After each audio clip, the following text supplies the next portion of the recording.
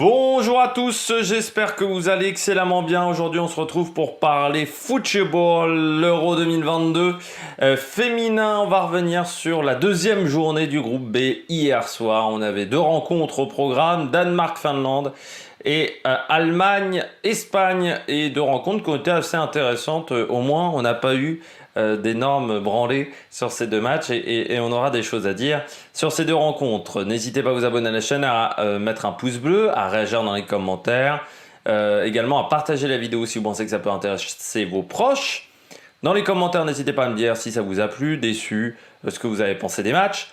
Et quand vous abonnez à la chaîne, vous pouvez rajouter la petite cloche, comme ça vous êtes au courant des dernières vidéos qui sortent sur la chaîne, notamment des vidéos cyclisme, football ou encore Formule 1.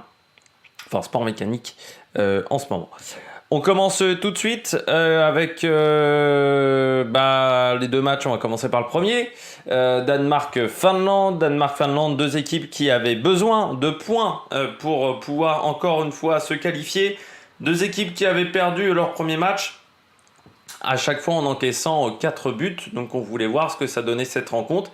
Ça a été un match plaisant. Je l'ai regardé en replay ce matin. Très tôt.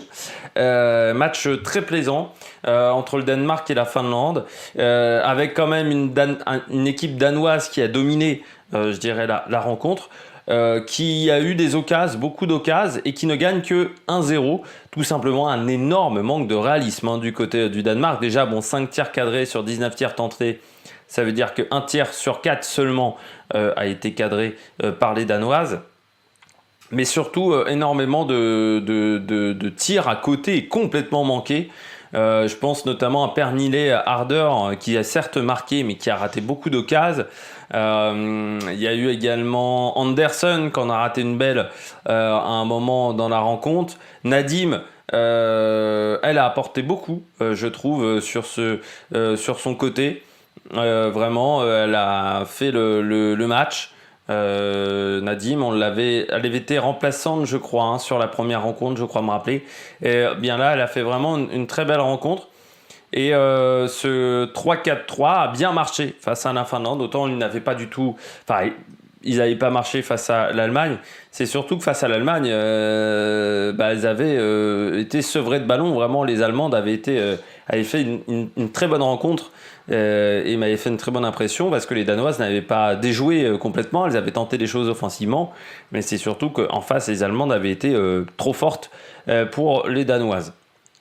Donc il y aura des choses à corriger, notamment sur le réalisme offensif. Vraiment, il faut réussir à marquer des buts beaucoup plus facilement. Par contre, du côté des Danoises, on a vu vraiment du bon football offensif, avec des filles qui savent jouer au ballon. Ça va même être une opposition très intéressante sur leur dernier match face à l'Espagne, parce que c'est deux équipes qui aiment, qui ont des bonnes joueuses de ballon, qui ont des joueuses aussi rapides, techniques. Ça va être intéressant de voir ce que ça va donner. Le Danemark-Espagne, je pense que ça sera un match très intéressant. Du côté des Finlandaises, elles ont tout donné. Korpela a fait un bon match à gardienne, mais elle n'a pas été assez menacée, je dirais, malgré les nombreuses occasions danoises. Après, du côté des Finlandaises, on savait que c'était une équipe qui était... qui est en reconstruction, on va dire. Les Finlandaises qui ont été aussi une nation majeure du football féminin à une époque. C'est un peu plus compliqué aujourd'hui pour les Finlandaises. Et c'est vrai que sur cette rencontre, ça a été compliqué. Elles ont eu du mal à exister, mais elles ont tenté. C'est un peu comme les Nord-Irlandaises. Elles ont tenté des choses. Et ça, c'est intéressant. En fin de match, même, elles ont été dangereuses. Il y a eu une occasion... où heureusement la gardienne Christensen danoise a fait vraiment une très belle parade, une très belle claquette pour dévier le ballon en corner. Donc voilà, elles ont été dangereuses en fin de match, mais elles n'ont pas réussi quand même sur la longueur à vraiment menacer les Danoises. Et surtout physiquement, il y a eu vraiment des temps faibles pour la Finlande au niveau physique. Qui ont fait mal, même si elles reviennent fort en fin de match, parce que la possession c'est 56 pour le Danemark, 44 pour la Finlande. Ça a été un peu compliqué à certains moments dans la rencontre pour cette équipe. Donc voilà, Puis on s'aperçoit que c'est une équipe qui a été dominée, parce que 6 corners pour les Danoises à 1 seulement pour la Finlande. Donc on voit que ça a été compliqué. Donc les Finlandaises sont éliminées de ce tournoi.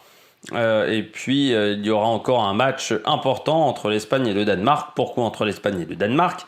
Car c'est l'Allemagne qui a remporté son match face à l'Espagne 2-0 grâce à un but de Bull et un but de Pop à la 36e minute. Belle rencontre. Moi, j'ai bien aimé ce match entre une Allemagne qui ne plie mais ne rompt pas et une Espagne qui offensivement, là aussi, a quand même manqué cruellement quand même de réalisme. Il leur manquait une joueuse, leur meilleure buteuse, et ça s'est senti. Mais je pense que même tactiquement, du côté de Vilda, on a fait une erreur à vouloir forcément faire des centres. Déjà parce que je pense que les Espagnols ne sont pas les meilleurs dans ce domaine-là en termes de centre. Il y a Mapi León qui est performante, qui a un pied exceptionnel, mais les autres filles n'ont peut-être pas cette qualité-là. Et puis surtout, je trouve qu'on a pris... qu'on n'aurait pas dû passer autant par les centres quand on sait la qualité des Allemandes en défense. Ça, c'est vrai que c'est un point commun avec les garçons. La charnière centrale, c'est des filles qui savent faire au niveau du jeu de tête et qui savent vraiment malmener leurs adversaires au niveau du jeu de tête. L'Espagne, donc malgré 80% de possession de balle quasiment, n'a pas réussi, malgré 70% de possession de balle, mais 80% à un moment n'a pas réussi à gagner. Il y a également cette énorme erreur quand même en tout début de rencontre de Sandra Paños qui a énormément coûté. C'est vrai que cette mauvaise relance, elle a coûté extrêmement cher à l'Espagne qui a couru après le score en tout début de rencontre. Et puis ensuite, c'est vrai que le deuxième but de Pop, c'est sûr qu'il a fait mal. Malgré tout, les Espagnols n'ont pas baissé de rythme en deuxième mi-temps. Elles ont tenté au maximum de revenir dans le match, mais elles n'ont jamais réussi. Encore une fois, avec un jeu, on aurait dû tenter d'autres choses. On est resté un peu trop sur l'enchaînement centre dans le paquet et on tente d'avoir une joueuse devant. Et puis aussi, je trouve que du côté des Espagnols, un jeu beaucoup trop statique. C'est-à-dire que quand les joueuses n'avaient pas le ballon, elles n'essayaient pas de créer des ouvertures dans la défense adverse. Et c'est vrai que donc l'Allemagne, qui se replace déjà très vite, a rarement été mis en difficulté par la vitesse de l'Espagne. Parfois, certaines Allemandes ont été mises en difficulté par la qualité technique des joueuses espagnoles, par la qualité d'appui également de ces joueuses espagnoles. Mais les Allemandes avaient le temps de se replacer et de ne pas être mises en difficulté par les Espagnols parce que elles ont une qualité de défense quand même assez forte. Pour l'instant, 2 matchs, 0 but d'encaissé du côté de l'Allemagne. C'est aussi une belle performance. C'est la seule équipe qui, pour le moment, a réussi ça. Et puis, on peut quand même souligner du côté de l'Allemagne, c'est qu'elles ont réussi à gagner avec seulement 29% de possession de balle. Parce que ça a été un petit peu le souci quand même de l'Allemagne dans cette rencontre, c'est de ne pas avoir le ballon pendant tout le match. Elles ont couru après la balle. Seulement 282 passes pour les Allemandes contre 671 pour les Espagnols. Elles ont couru après le ballon pendant tout le match. Malgré leur victoire 2-0, je dirais que du côté des Allemandes, dans le jeu, ça a été un peu moins ça. Pas mal de pertes de balles devant, avec des passes peut-être un peu trop difficiles tentées. On a eu du mal dans le jeu long du côté des Allemandes.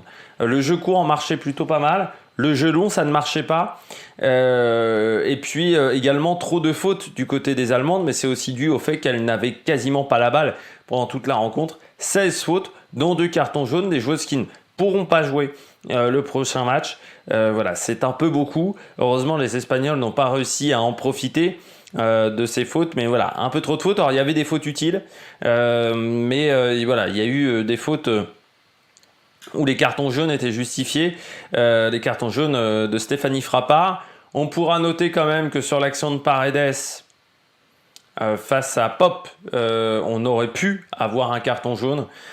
Pour moi, on aurait dû de toute manière avoir un coup franc à ce moment-là. Alors on va me dire, oui, Madame Frappard ne voyait pas l'action du tirage de maillot vu qu'elle était assez loin de l'action à ce moment-là. Mais dans ce cas-là, normalement, on a la VAR qui doit intervenir sur une erreur qui, me semble-t-il, le fait de ne pas donner même de coup franc était une erreur manifeste de l'arbitre. Et pour moi, de toute manière, sur cette action-là, on annule une action de but. Vu qu'il y a faute en annulant une action de but, normalement, pour moi, il y a carton jaune sur ce type d'action, pour moi. Mais l'Allemagne, donc, qui a aussi été très pragmatique, 8 tirs, 2 cadrés, 2 buts. On peut difficilement faire mieux, 2 tirs cadrés, 2 buts. Alors que les Espagnols, 12 tirs, 3 seulement cadrés, donc 1 sur 4 là encore qui est cadré. Et puis voilà, pas vraiment de grosses occasions de but. Mais pourquoi elles n'ont pas eu de grosses occasions de but également, les Espagnols? Parce que les Allemands du côté du camp allemand, on n'a jamais laissé le temps à l'Espagne d'avoir le temps de tirer. C'était tout l'inverse de la Norvège face à l'Angleterre, qui a laissé parfois des boulevards à Lucie Bronze notamment. Là, les Espagnols n'avaient jamais le temps. Elles étaient toujours dans la précipitation. Une fois qu'elles arrivaient dans les 30 derniers mètres, il y avait toujours des joueuses allemandes sur elles et vraiment qui ne leur laissaient absolument pas le temps de jouer. Et ça a été aussi la force des Allemandes, c'est leur énorme travail défensif et aussi collectivement, le pressing était très bien réalisé par les Allemandes qui montaient vraiment ensemble. Il y avait vraiment un beau bloc du côté de l'Allemagne.